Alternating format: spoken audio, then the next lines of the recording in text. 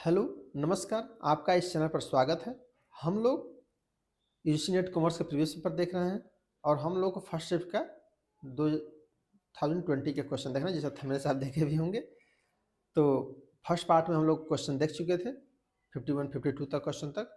आज हम लोग को उसके आगे क्वेश्चन देखने हैं और देखते हैं कि हम लोग को क्या नया नया चीज़ें देखने को मिलती है। तो आप क्लास में बने रहिए। निश्चित रूप से आप लोगों को कुछ बेहतर चीज़ें समझने को मिलेगी, कुछ नई चीज़ें देखने को मिलेंगी, समझने को मिलेंगी और आपको नॉलेज में निश्चित रूप से इन्हेंसमेंट होगा। राइट, तो चलते हैं विदाउट कोई डिस्कशन के नेक्स्ट क्वेश्चन। देखिए, यहाँ से हम लोग 51 क्वेश्चन तक पढ़ चुके थे। आज हम लोग को पढ़ना है 52 क्वेश्चन है। देखिए यहाँ पर objective of IMPS immediate payment service are. Okay, ये क्या है? To enable bank customer use mobile instruction as a channel of accessing their banks account remittent fund. तो यहाँ इमीडिएट पेमेंट सर्विस क्या है? कस्टमर मोबाइल इंस्ट्रक्शन है जो कि 24 आवर्स कभी भी आप यूज कर सकते हैं मोबाइल से। तो ऐसा ही है। Making payment simpler with mobile number of the beneficiary. Mobile number से आप देखिए पेमेंट कर पाते हैं। To build the foundation of full range of mobile based banking service. तो बैंकिंग मोबाइल बैंकिंग सर्विस है। To create competition with NEFT and RTGS. NEFT और RTGS क्या कंपटीशन क्रिएट करना है? नहीं। तो ये 1 2 3 हो जाएगा, फोर्थ नहीं होगा। राइट, नेक्स्ट है which of the following is not major direct selling company in the India? Eureka Forbes, Amway India enterprises, Modicare, Hindustan. ये क्या है? Modicare. Okay, direct selling नहीं है, डायरेक्ट सेल नहीं करती है ये। मोदी केयर अपना ब्रांच खोल के रखी है अलग अलग। Which of the following is correct about deduction available in respect of contribution to various provident fund in the case of salaried employee? Salary employ है तो PPF की बात की जा रही है। ओके, डिडक्शन कंट्रीब्यूशन के लिए employ contribution recognise provident fund is exempted 12%। तो ये सही है, 12% तक मिलता है। Employ contribution unrecognise provident fund is exempted from tax. Okay, क्या एग्जेम्प्टेड फ्रॉम टैक्स में होता है? Employer does not contribute to public provident fund. A deduction under section 80C is available for the employee of contribution unrecognized. ये 80C में नहीं आता है। तो ये 1 2 3 हो जाएगा, सी वाला नहीं होगा। Okay, Which of the following is a long term source of finance? Long term short term commercial आप जानते हैं, शॉर्ट टर्म के लिए है फैक्टरिंग, लाइस, LOC, एक्सटर्नल कमीशन बोरोइंग। ये क्या है? कमर्शियल बोरोइंग्स, ये लॉन्ग टर्म के लिए होता है। नेक्स्ट है arrange the following step market process in the proper sequence. यहाँ पर report writing, budget, field work, reserve. तो यहाँ पर क्या पहले तैयार करते हैं? पहले बजट तैयार करते हैं, कितना हमको खर्च करना है। फिर फील्ड पर जाएंगे। ओके, फील्ड के बाद डाटा कलेक्शन करेंगे। डाटा कलेक्शन के बाद रिसर्च आउटकम देखेंगे, सॉरी रिपोर्ट राइटिंग करेंगे। ओके, और आफ्टर दैट लास्ट में रिसर्च आउटकम। तो इस तरह से आप कर सकते हैं। तो सेकेंड, फोर्थ, थर्ड, फिफ्थ और first. Okay, report writing last में। ओके, ध्यान रखना रिपोर्ट राइटिंग लास्ट में की जाती है। तो दो चीज़ें क्लियर है, बजट बनाएंगे, लास्ट में रिपोर्ट राइटिंग करेंगे। नेक्स्ट है सुगम इज आल्सो नोन एज। मैं बताया था, जो लोग क्लास में कॉन्स्टिट्यूशन कंटिन्यूस देख रहे हैं तो वो गलत नहीं कर सकते हैं। सुगम बताता है कि SU है तो 4 में, SA होता सरल तो 1 में हो जाता है। Net present value and internal rate of return method yield conflicting outcomes due. यहाँ पूछा जा रहा है कि यदि आप एक क्वेश्चन बना रहे हैं और उस क्वेश्चन में internal rate of return method और NPV यूज कर रहे हैं तो किस कारण से डिफर कर सकता है answer? Unconventional cash flow, investment size disparity, investment life disparity, cash flow pattern disparity. यहाँ पर क्या अनकन्वेंशनल कैश फ्लो, इसका कोई मतलब नहीं है। ओके, ये कोई चीज़ नहीं होती है। लेकिन साइज, लाइफ और पैटर्न में उसका क्या पैटर्न है, किस पहले ज़्यादा पैसा मिलेगा कि बाद में ज़्यादा पैसा मिलेगा, इस सब चीज़ों का प्रभाव पड़ता है। तो इसलिए फर्स्ट बता दीजिएगा, जो सेकेंड थर्ड फोर्थ बचेगा वो आपका सही हो जाएगा। Which of the following statement is true for the set of and carry forward of loss under the head of house property in India? तो ये क्या है? 8 साल के लिए, 8 साल तक, 8 साल लगभग सब समझिएगा। कुछ हाउस प्रॉपर्टी हो, कैपिटल गेन हो, सब 8 साल के लिए होते हैं। Next, market for automobile need to segment on the basis of buying behaviour, psychological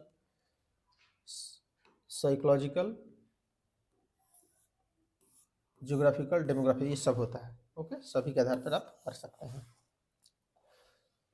next है, which of the following is a not condition price description of product. कौन सा कंडीशन ऐसा है जो कि प्राइस को अलग अलग नहीं कर सकते हैं, मतलब कि डिस्क्रिमिनेट नहीं कर सकते हैं। Firms must have some monopoly power, सही है, होना चाहिए।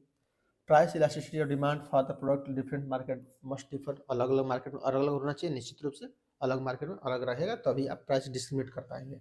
Market must be separable of able to segmented, market को होना चाहिए कि अलग अलग हम कर पाएँ, सेपरेट कर पाएँ, ये भी चाहिए। Free entry and exit form, ये नहीं होना चाहिए, अगर ये हो गया तो परफेक्ट कंपटीशन हो गया, इसलिए ये आपका गलत हो जाएगा। और नेक्स्ट जितना रेस्ट आप है सब सही है। नेक्स्ट है, the human relation approach reject the रेवल हाइपोथेसिस। देखिए रेवल हाइपोथेसिस क्या बताती है, उसे समझ लीजिए तब आपको आंसर कर पाएंगे इजली।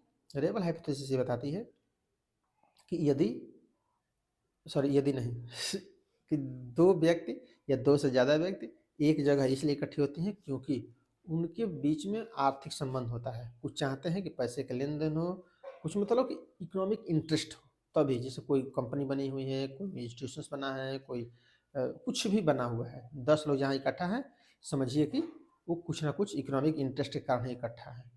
लेकिन जब एल्टन में आए, उन्होंने बताया कि ऐसा नहीं है, व्यक्ति 2 लोग 4 लोग मिल करके केवल पैसे के लिए काम नहीं करते हैं, वो आर्थिक अपना संबंध भी इसलिए भी वर्क करते हैं। तो इसीलिए रेबल हाइपोथेसिस को रिजेक्ट किया गया। अगर आपसे एक क्वेश्चन पूछा जाए कि रेबल हाइपोथेसिस रिजेक्ट किसने किया, तो एल्टन में ने किया। ओके, ये भी ध्यान रखे रहिएगा, एल्टन में first scholar is the rejected of rebel hypothesis concept. तो देखिए उसी को अब जो मैं कंक्लूजन बताया हूँ उसी को ध्यान रखना है। The workers does not work for money, क्या जो वर्कर होगा वो मनी के लिए काम नहीं करता है। A worker operates a techno economic system, no room for emotions, उसके इमोशंस नहीं होते हैं। Authorisation style of leadership is more productivity, authorisation leadership होती है जो प्रोडक्टिविटी होती है।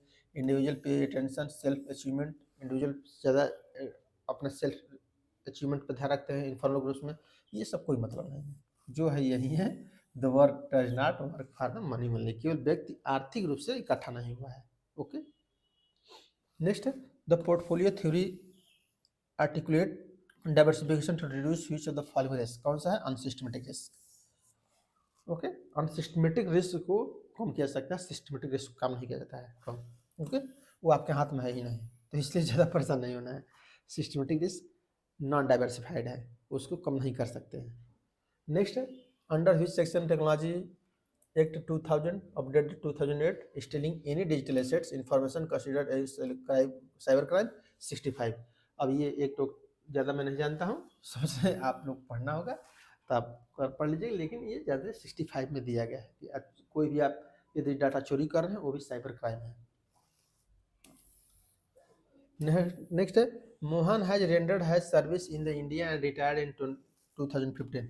यहाँ पूछ रहा है कि मोहन, मिस्टर मोहन थे, वो इंडिया में काम किए, रिटायर हो गए, लेकिन ही shifted in settled in Singapore, Singapore में चले गए, तो क्या होगा। The pension received by him such service would be, जो पेंशन रिसीव्ड होगा वो कैसा होगा, टैक्स लगेगा नहीं लगेगा, उसको समझिए। तो समझिए अगर भारत में सेवा आप दे दी है, पृथ्वी पर कहीं रहेगा टैक्स लगेगा, एक लाइन, और उसी को सर्च करिए जो मैं बोला हूँ। Deemed to be accrue arise outside India, नहीं, पेंशन को डीम्ड आउटसाइड इंडिया और प्राप्त हुआ नहीं माना जाएगा। Deemed to accrue arise in India only when it received in India, नहीं, रिसीव्ड नहीं माना जाएगा। डीम्ड टू, क्योंकि रिसीव्ड तो वहाँ पर हो रहा है ना, सिंगापुर में। Deemed to accrue arise in India only when it is received outside India, जबकि रिसीव्ड हो रहा है। Deemed to be accrue arise India, वो माना जाएगा कि भारत में उत्पन्न हुआ है और प्राप्त हुआ है। ओके, ये आपका ऑप्शन सही हो जाएगा। Next, who coined terms collective bargaining, Beatrice Webb, तो ये कौन है, सिडनी विट्रिस वेब, इनके द्वारा कलेक्टिव बार्गेनिंग बनाई गई है थ्योरी। नेक्स्ट है, profit and loss but disallowed while computing income from business.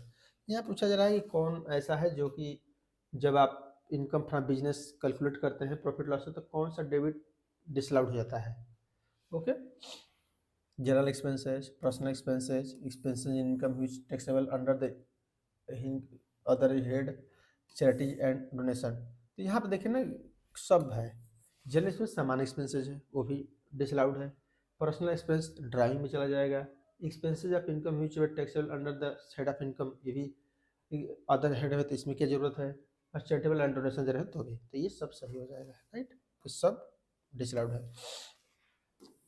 अब देखिए यहाँ पर लीगल है, इसको यहाँ पूछा जा रहा है कि सीक्वेंस में लगाइए क्रोनोलॉजिकल ऑर्डर में। देखिए द माइंस एक्ट है कब है, 1952।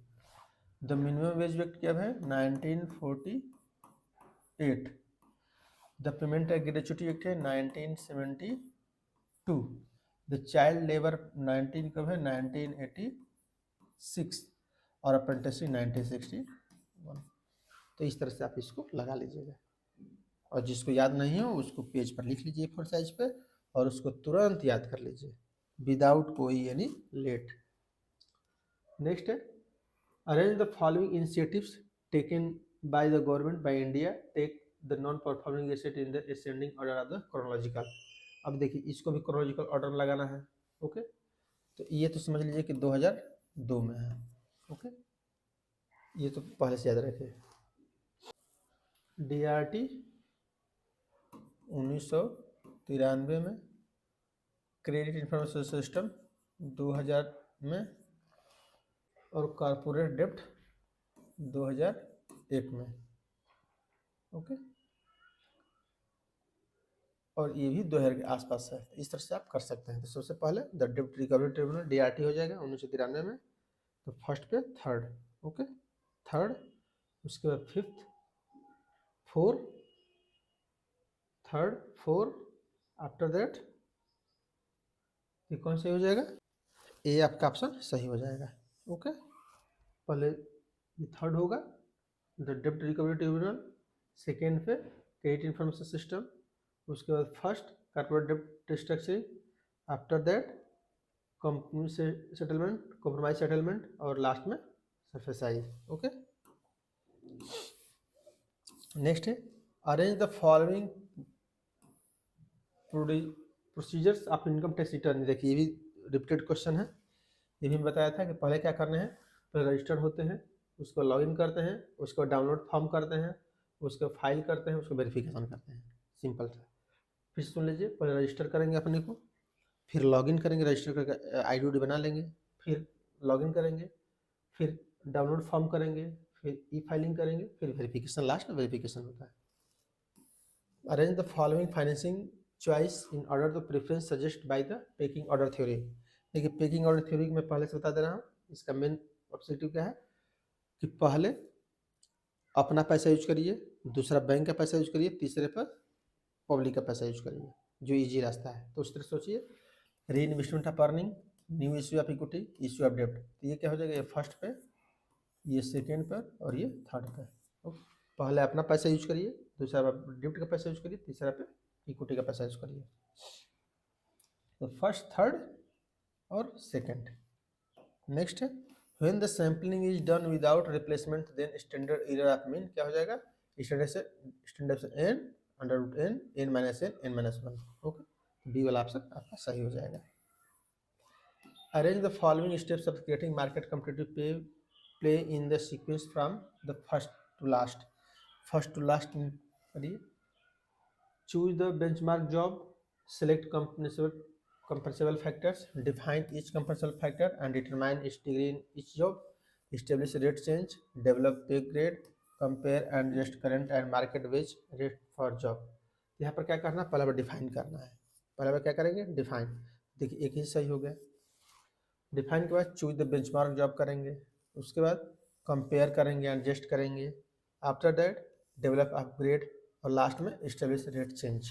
ओके, चेंज को इस्टेब्लिश कर देंगे। नेक्स्ट है cost audit for material covers. Cost audit, मान लीजिए कि आप कॉस्ट का ऑडिटर करने जा रहे हैं, ऑडिटर बनने जा रहे हैं, तो क्या क्या करेंगे। देखिए इसमें आपको क्या क्या करना है, गुड्स इनवर्ट प्रोसीजर देखेंगे, गुड्स कैसे आती है। Okay, method calculating standard cost variance, इसका कोई मतलब नहीं मेथड का। क्लासिफिकेशन ऑफ ओवरहेड्स, इसका कोई मतलब नहीं, क्लासिफिकेशन ओवरहेड्स नहीं देखेंगे आप लोग।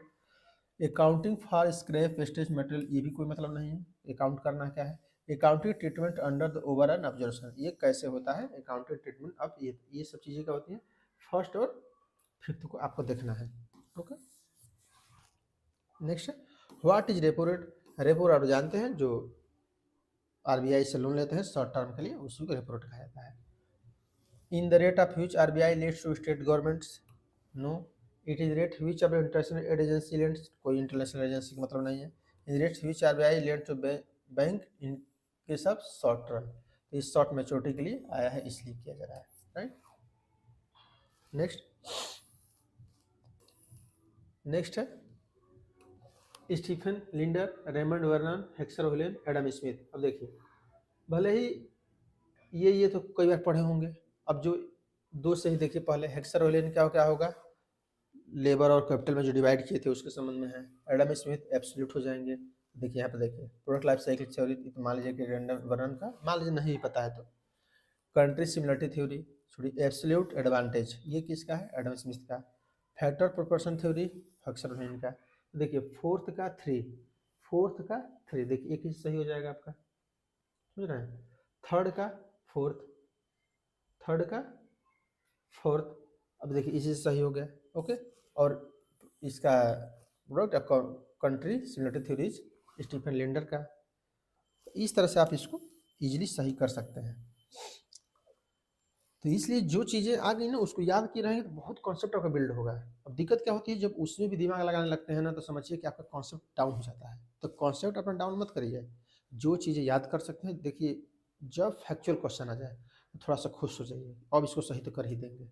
जो कॉन्सेप्ट वाले हैं थोड़ी सी समझिए, थोड़ा सी चीज़ों को समझिए, टाइम दीजिए। गलत भी हो सकता है, सही भी हो सकता है, और मेरे साथ भी हो सकता है, आपके भी साथ भी हो सकता है। थोड़ी सी रियलिटी में जीना सीखिए, सब कुछ सही नहीं हो सकता है, टॉप नहीं कर सकते हैं। वैसा तो है नहीं कि सब कुछ पूछा जाएगा बता ही देंगे, क्यों नहीं बता देंगे, इसका एग्जांपल समझ लीजिए। नहीं जानते हो तो अब 2 मिनट के लिए जब बात आ गई तो देखिए, स्टूडेंट क्या होता है, जैसे 10 यूनिट है ना, 10 यूनिट्स। ओके, 10 यूनिट में स्टूडेंट क्या करता है, 10 यूनिट पढ़ता है। सही बात है, करेक्ट। लेकिन एक टीचर जो पेपर बना रहा होता है, असिस्टेंट प्रोफेसर कोई भी हो, वो मैक्सिमम 2 से 3 पढ़ा रहा होता है, 2-3। जैसे मुझसे आप पूछिए कितना मैं पढ़ाता हूँ, जैसे इस सेमेस्टर में प्रेजेंट में स्टैटिस्टिक्स पढ़ा रहा हूँ फर्स्ट सेकेंड सेमेस्टर में, फर्स्ट पे, सेकेंड पे, थर्ड सेमेस्टर में, सॉरी फोर्थ सेमेस्टर में जीएसटी। ओके, उसके बाद बीकॉम थर्ड सेमेस्टर में, सॉरी सिक्स सेमेस्टर में, ये तो सेकेंड सेमेस्टर है। ओके, ये फोर्थ सेमेस्टर है, और सिक्स सेमेस्टर में क्या पढ़ा रहा हूँ, फाइनेंस। ओके, एमबीए में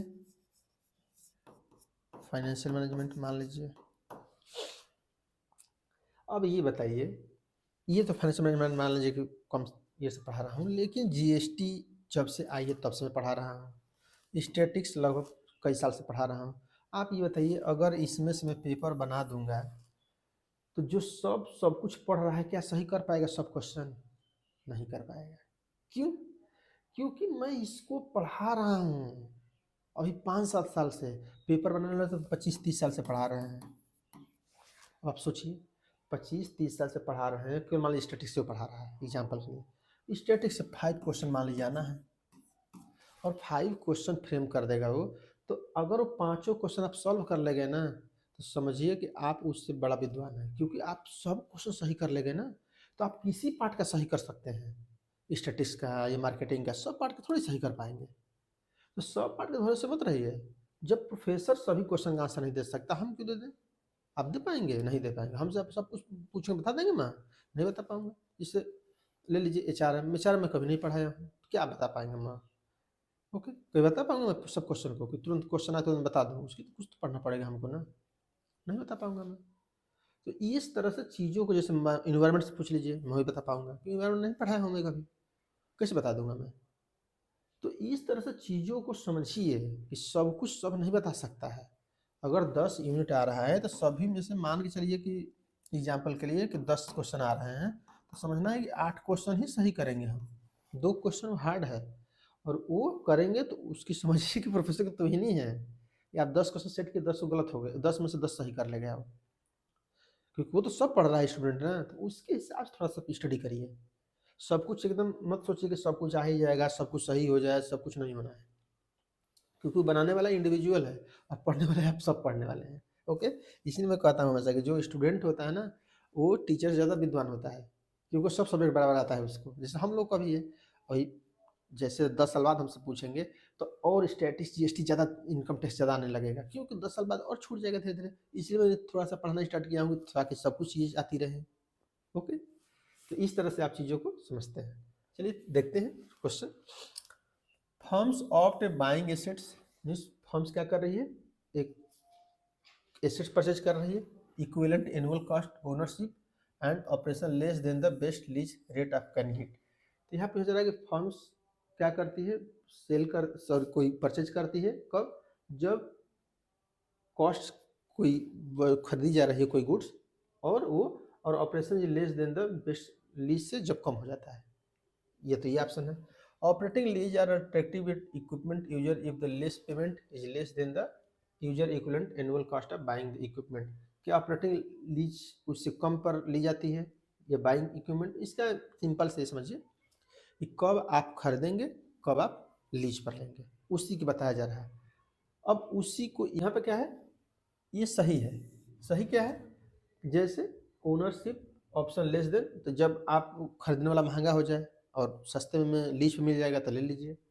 और ऑपरेटिंग लीज है, अट्रैक्टिव इक्विपमेंट अट्रैक्ट करता है user if the less payment is less than the user equivalent annual cost of buying, तो उससे अगर पेमेंट कम करना पड़ता तो ले लीजिए। दोनों सही है लेकिन एक्सप्लेनेशन सही नहीं है। ओके, तो नॉट द करेक्ट एक्सप्लेनेशन, ये बी वाला ऑप्शन आपका सही हो जाएगा। नेक्स्ट है Bill Bishop, D Bird, Daniel Jonial, Jeffers Rippert. तो ये क्या है, फर्स्ट के third strategic marketing of the digital age, Bill Bishop के द्वारा है। ओके, डी बर्ड का क्या है, दूसरा common sense direct marketing, third का डेनियल का ऑनलाइन मार्केटिंग, और ये फर्स्ट का जेफरी एफ रिपोर्ट। तो ये आप इस तरह से लिया सकते हैं, मैनेजिंग द मार्केटिंग कौन किया था, तो ये जेफरी किए थे। कॉमन सेंस डायरेक्ट मार्केटिंग कौन दिया है, तो बिल बिशप। इस तरह से आप इसको एक बार एक पेज पर लिख करके याद कर लीजिए। The strategy flanking defence, pre implemented defence, mobile defence, constructed defence and counter offence defence is used by huge market player. ये किसके द्वारा किया जाता है, ओके, तो ये किया जाता है मार्केट लीडर के द्वारा। ओके, तो जो मार्केट लीडर होता है सेकेंड, तो सेकेंड जो होगा ओनली सेकेंड के द्वारा, right. The regression coefficient is independent, देखिए दोबारा क्वेश्चन आ गया, अभी इसको तो आप सही कर ही ले जाएंगे। इसमें क्या था, मैं बताया था कि स्केल से स्वतंत्र होता है, लेकिन सॉरी ओरिजिन स्वतंत्र होता है, स्केल से स्वतंत्र नहीं होता है। उसको देखिए इंडिपेंडेंट, इंडिपेंडेंट किससे होगा, वो इंडिपेंडेंट केवल होगा ओरिजिन से। ओके, तो सेकेंड वाला ऑप्शन आपका सही हो जाएगा, केवल इंडिपेंडेंट उसी से होता है। नेक्स्ट ये है सर्च रीजनिंग का। According to Herzberg, preventing a reducing dissatisfaction at work is not the same providing satisfaction. यहाँ पे हर्जबर्ग मानते हैं कि जो डिससेटिस्फेक्शन वर्क है वो प्रोवाइडिंग सेटिस्फेक्शन प्रोवाइड नहीं करता है, सही बात है। Under the two factor theory, इस थ्योरी के अनुसार job satisfaction and dissatisfaction are two different aspect of work motivation. ये सही बात है, जॉब सेटिस्फेक्शन और डिससेटिस्फेक्शन ये दोनों अलग अलग चीज़ें मोटिवेशन के लिए। ओके, क्योंकि जॉब सेटिस्फेक्शन है जॉब से रिलेटेड चीज़ें हैं, और डिससेटिस्फेक्शन है अपने लिए होती है कि हम क्या कर सकते हैं। ओके, तो ये डिससेटिस्फेक्शन के लिए मोटिवेट नहीं होता है लोग, जॉब सेटिस्फेक्शन के लिए मोटिवेट होता है, मीन्स अबाउट जॉब के संबंध में। ओके, ये दोनों सही है और एक्सप्लेनेशन भी सही है। Which of the following relationships true in the model distribution, देखिए ये ऑप्शन गलत है, कई सही है इसमें, लेकिन जो मैं बोल रहा हूँ उसको ध्यान रखिए। Mode equal to 3 median minus 2 mean, इसी को इधर उधर करके ये मोड है। ओके, मोड इसी को इस साइड उस साइड करके देख लीजिएगा, उसी को ये मेन यही इसी पे किया गया है। कभी मोड इधर आ जाएगा, कभी मोड उधर चला जाएगा, उसी को करके आप सीक्वेंस में डालेंगे। लेकिन ये याद रखिएगा बस, mode equal to 3 median minus 2 mean. उसी को आप देखेंगे। जैसे मान लीजिए ये है 3 median -2 mean minus mode, mode देखिए मोड उस साइड चला गया है, मीडियन इस साइड आ गया है, ओके। 2 मीन यहाँ पर है ही, ये देखिए सही हो जाएगा इस टाइप का, ओके। नेक्स्ट है APT, arbitrage pricing theory, estimate the factor sensitivity, estimate the risk premium और आइडेंटिफाई द माइक्रो इकोनॉमिक्स। तो पहले आप क्या करते हैं, आइडेंटिफाई करते हैं, ओके। उसके बाद estimate risk premium factor estimate करते हैं। तो थर्ड और ये थर्ड सेकेंड फर्स्ट, तो आप इस तरह से आप इसको कर सकते हैं। नेक्स्ट है monetary policy causes deliberately change. अब देखिए यहाँ पूछ रहा है मॉनेटरी जो पॉलिसी होती है causes deliberately change. Deliberately change क्या होता है, जानबूझकर परिवर्तन करना, जानबूझकर किया जाता है। इन गवर्नमेंट, देखिए पहले गलत हो गया, ये गवर्नमेंट के द्वारा पेशी नहीं होता है, आरबीआई के द्वारा होता है, okay. Revenue and expenditure with Vue of influencing price level and quantity of national output, सब सही है, यही गलत हो गया है। ये गवर्नमेंट के द्वारा नहीं, आरबीआई के द्वारा बनाया जाता है। Next physical policy regulate the money supply those available of the credit the light of above statement choose the most appropriate answer. या ability credit, physical regulation money supply and cost and availability of credit. Physical policy क्या करती है, money supply cost of availability credit करते नहीं करती है, okay. यहाँ पर क्या ध्यान रखना है, यहाँ पर होना चाहिए था आरबीआई, ओके, और यहाँ पर होना चाहिए था मॉनेटरी पॉलिसी, मॉनेटरी पॉलिसी, तो सही हो जाता है। या तो ये होता तो सही होता, या दूसरा भी ऑप्शन है, यहाँ पर हो जाता physical policy, physical policy, okay, और यहाँ पर हो जाता मॉनेटरी पॉलिसी, तो सही हो जाता है। दोनों अपोजिट रहना चाहिए, राइट। नेक्स्ट है, तो इसलिए दोनों गलत है। अब देखिए एटीजीजी, अब देखिए यहाँ पढ़ने की आवश्यकता नहीं है, मैं इसको बता दे रहा हूँ। एटीजीजी में क्या है, ये रेंट है, ओके, यदि रेंट दे रहे हैं तो आपको डिडक्शन मिलेगा। एटीजीजी ये किसी का है, ये रिसर्च के लिए है, रिसर्च में कंट्रीब्यूशन दे रहे हैं उसका डिडक्शन मिलेगा। एटीजीजीबी क्या है, एटीजीजीबी जो है ये है कंपनी के लिए। कंपनी क्या करेगी, पॉलिटिकल पार्टी को डोनेशन देगी, पॉलिटिकल पार्टी को, ओके। और एटीजीजीसी क्या है, ये पर्सन जो होगा, पर्सन ये पॉलिटिकल पार्टी को डोनेशन देगा। तो आप देख लीजिए, deduction respect contribution given company या पॉलिटिकल पार्टी, तो कंपनी कम दे रही है तो बी एटीजीजी भी हो जाएगा। Deduction respect to contribution give the any person political party, person जब देगा पॉलिटिकल पार्टी को तो एटीजीजीसी हो जाएगा। Deduction in respect of scientific research, scientific research G G A होगा। Deduction respect to rent, rent के संबंध में जीजी हो जाएगा, ओके। नेक्स्ट है which one is the correct sequence implied in the Indian contract act. देखिए यहाँ पर कैसे होगा, कोई भी चीज़ देखिए ऑफर पहले दिया जाता है और कॉन्ट्रैक्ट सबसे लास्ट में होता है। तो पहला और दूसरा उत्तरी ध्रुव दक्षिण ध्रुव है, तो यह पहले तेजी समझ लीजिए, जैसे ये है सबसे सही होगा यही। क्यों, ये पहला पहले होगा, दूसरा सबसे लास्ट में होगा। पहले ऑफर आएगा, उसके बाद एक्सेप्टेंस होगी, एक्सेप्टेंस के बाद प्रोमिस होगा, प्रोमिस के बाद एग्रीमेंट बनेगा, एग्रीमेंट के बाद कॉन्ट्रैक्ट होगा, इस टाइप। फर्स्ट सुन लीजिए, पहले ऑफर देंगे, ऑफर देंगे, आप लोग एक्सेप्ट करेंगे, एक्सेप्ट के बाद प्रोमिस करेंगे, एग्रीमेंट करेंगे, कॉन्ट्रैक्ट बनाएंगे। Next, eat in rising consumer income scenario the perfect decision choice of the business form for low income elastic product will be product promotion, cost production, product reposition, product improvement, इसको product improvement कहा जाता है, okay. क्या आप product का improvement कर रहे हैं। यहाँ पर क्या, which of the following possible negative impact of FDI and domestic firm in the host countries. तो यहाँ पर क्या है, डोमेस्टिक कंट्रीज के ये सब मार्केट मोनोपोली, इसलिए इसमें सब है, इसीलिए आंसर गलत हो जा रहा है, क्योंकि ये सब सही है, सब सही है। Market monopoly, technological dependence, increase competition, profitable portfolio, सब होगा एफडीआई से। If an estimate Cobb Douglas production function is Q 10K के पावर 0.6, L की power 0.8 what type of return scale डाल जाते हैं, इसका सिंपल से मैं बताया था। हर समय इसको दोनों को ऐड कर दीजिए, 0.6 0.8, 0.6 प्लस 0.8 कितना आ जाएगा 1.4, ये हो जाएगा इकाई से ज़्यादा है, सीधा एक से ज़्यादा है तो इकाई से ज़्यादा है। अब ये क्या हो जाएगा increasing return, decreasing return, constant. ये क्या होगा, देखिए I am okay you are not okay. ये क्या है ना कि स्टेज है कि व्यक्ति क्या कैसे सोचता है कि जब हम सही हैं तुम भी सही हो, या मैं सही हूँ यू आर नॉट ओके, तुम सही नहीं हो मैं ही सही हूँ। I am okay you are okay, मैं भी सही हूँ तुम भी सही हो। I am not okay you are okay, मैं गलत हूँ तुम सही हो। अब देखिए पहली तो ये है I am okay, sorry I am okay you are not okay, ये क्या है काम कराने वाली चीज़ है। जो काम कराना होता है उसको कहते हैं हम सही हैं तुम गलत हो, सीधा जो मैं कह दिया my order is always follow you. तो ये क्या होगा, ये होगा टास्क और बिजनेस। ओके, अब इससे फर्स्ट का क्या होगा I am not okay you are not okay, first का थर्ड विथड्रा करना, हम भी सही नहीं है तुम भी नहीं सही हो, विथड्रा कर ले रहा है सेंटेंस को, कुछ भी कहेंगे तुम भी नहीं सही हो तो हम भी नहीं सही हैं, विथड्रा हो गया। नेक्स्ट सेकेंड को fourth task possessive, I am okay you are not okay, बताया ना टास्क पोसेसिव कार्य को ज़्यादा ध्यान रखता है।